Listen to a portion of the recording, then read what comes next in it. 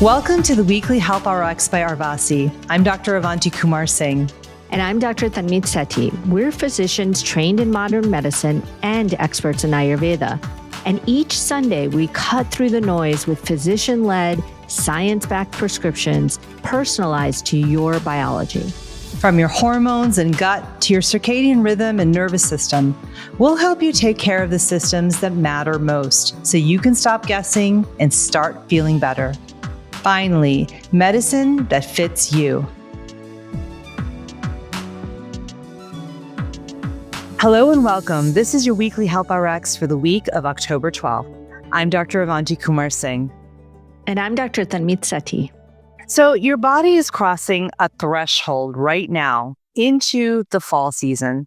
We're deep into Sharad Ritu in Ayurveda, which is Vata season, the season of air and space, with the qualities of cool, dry, and mobile.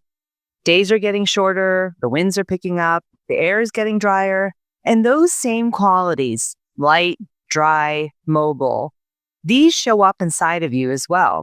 In addition, fall's cool winds and shortening days are disrupting your rhythm, your digestion, your sleep.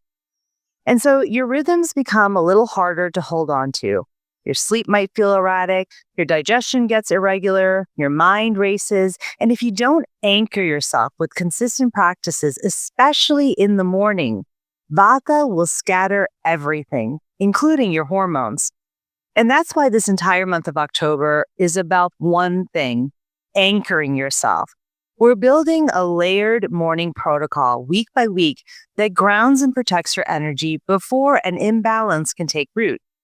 And so last week, you started with morning light, and that reset your circadian rhythm, which is your body's master clock. That's the foundation. And so then this week, we're adding the next layer, hydration and meal timing that's aligned to your digestion's readiness, which is based on your dosha. Because here's what we see constantly. Someone nails their morning light practice, and then they reach for coffee before water, or they eat before their digestion is actually awake, and they wonder why they still crash by 10 o'clock in the morning. And you might be thinking, that's me. So don't worry. We've got you. We're going to help you get your mornings back on track. And so that's why we're building this morning protocol one step at a time, week by week in the month of October. Because we're teaching your conductor, which is cortisol, to keep a steady beat so that the rest of your orchestra can play in harmony. And this week, we're focusing specifically on estrogen. Right. So Avanti, before we go deeper into our prescription this week, let's let everyone know the three most important things to focus on. So those three things are, number one, if your mornings feel off, your hormones are already off. That 10 a.m. crash, the bloating, the irritability, those aren't random. They're signals that cortisol and estrogen may be misfiring. And number two, that mistake happens when you ignore your digestion's readiness. Some doshas need to eat within an hour of waking to stabilize their blood sugar and cortisol, while others need to wait until true hunger gives a signal that digestion is awake. Eating at the wrong time for your body and your dosha sends cortisol and estrogen into chaos. And number three, probably the most important part, is that this week, don't worry, we're going to fix all of that together. We're going to give you the exact prescription for what to drink, when your digestion is ready, depending on your dosha, and how to time it so that your hormones finally work for you instead of against you. And if you've been feeling wired, heavy, or just not like yourself, this is the prescription that your mornings and your hormones have been waiting for. And here's the science behind what we're talking about. It's the physiology. Think of your body as an orchestra. Cortisol is the conductor, and estrogen is a musician in that orchestra. And so when the conductor keeps a steady beat, the music plays beautifully. Everyone knows their cue to enter into the music. But when the conductor's baton waves erratically, speeding up sometimes, slowing down, losing rhythm, the musicians get really confused. They miss their entries into the music, and the performance just completely falls apart. That's what's happening in your body every morning. Cortisol should rise smoothly in the first 30 to 60 minutes after you wake. This is called the cortisol awakening response, and we talked about this last week. This rise in cortisol governs your energy, your focus, your immune function, and pretty much how every other hormone down the line behaves for the rest of the day. Studies actually show that when the cortisol awakening response is blunted or mistimed, you're actually at higher risk for burnout, depression, metabolic dysfunction, and weakened immunity. And estrogen is one of the key musicians that follows cortisol's conducting lead. When cortisol keeps a steady tempo, estrogen gets processed smoothly in the liver, and then it's cleared correctly through the gut, and your mood, your skin, your energy, and your cycles stay balanced. But when cortisol spikes unpredictably because you skipped hydration in the morning, grabbed coffee first, or ate when your digestion wasn't ready, estrogen gets dragged off beat. It either hangs around too long in the circulation or it drops too low. And that's when you get symptoms. That's when you get PMS, brain fog, anxiety, irritability, skin inflammation, or those brutal mid-morning crashes. And this matters for everyone, regardless of whether you're a woman or a man, because steady estrogen supports brain function, bone density, cardiovascular health, libido, and mood stability. And so when cortisol throws the rhythm off, everyone suffers. So, how do you keep that rhythm steady? Well, it starts with what you do in the first hour after waking. So, the moment you open your eyes, your body is already recalibrating, deciding whether it's safe to rise into energy or whether it should stay in survival mode. And the signals that guide that decision are simple: morning light, hydration, and the timing of your first meal. Sometimes when we miss one and cortisol loses its rhythm, we can drag estrogen energy and focus with it. See, you wake up mildly dehydrated every morning because you've lost fluid overnight through normal respiration and perspiration. So if you don't rehydrate within that first 10 to 20 minutes, your body releases something called vasopressin, signaling we're in scarcity mode. We need that hydration. And it tells your body to activate a stress response, which then can elevate sympathetic nervous system activity and push cortisol to rise later and higher than it should. And if you add coffee before you've hydrated or eaten, this can cause even more chaos in some doshas. Caffeine can amplify that cortisol signaling, especially on an empty stomach. So then that first sip can turn a gentle cortisol rise into a surge, and you might feel then wired or jittery or anxious. And then by 10 or 11 a.m., you're just exhausted. So this is where your dosha matters. Each dosha has different digestive patterns. Some people's digestive fire, what we call in Ayurveda Agni, wakes up quickly and needs fuel soon to keep cortisol and blood sugar stable. And for other doshas, your Agni is slower to ignite, and eating before true hunger can actually dampen that fire and disrupt the cortisol curve. We have research on time-restricted feeding that shows aligning food intake with your body's natural metabolic readiness, not just the clock, improves insulin sensitivity, cortisol rhythms, and metabolic health. But readiness isn't the same for everyone. But don't worry, we're going to give you specific timing for your first meal of the day that's personalized to your dosha. Because estrogen is metabolically linked to cortisol through the HPA axis, which is the hypothalamic pituitary axis. And estrogen can get dragged along. And there's two critical bottlenecks that we worry about. So one is in the liver.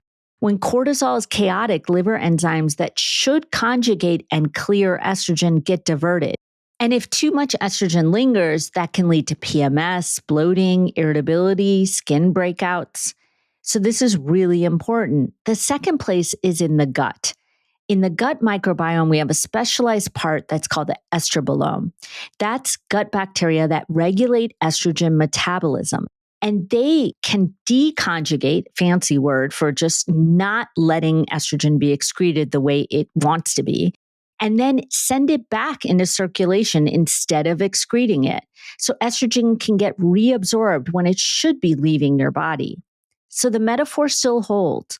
Cortisol is that conductor, and when the baton waves erratically, estrogen misses its cues.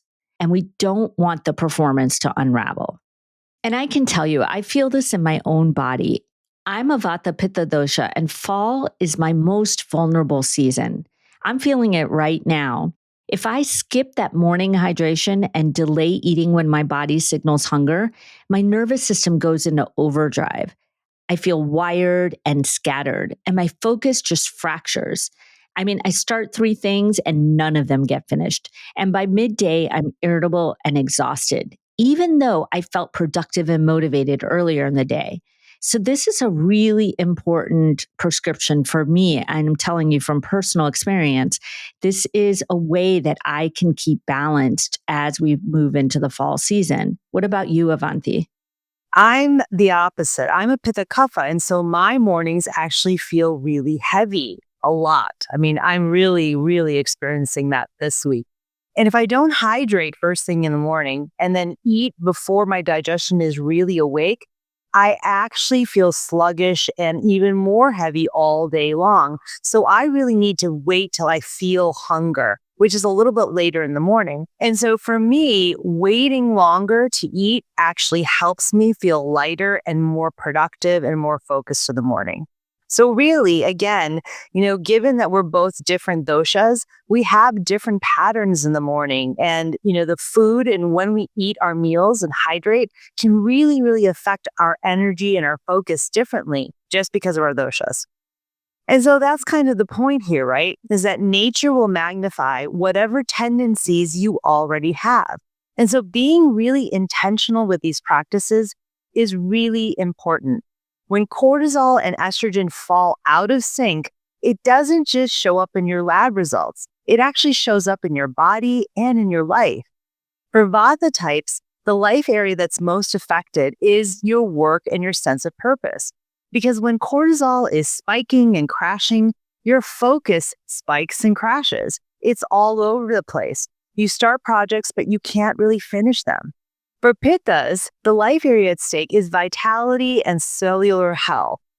Cortisol chaos will fuel inflammation, which then causes more PMS, skin flares, irritability.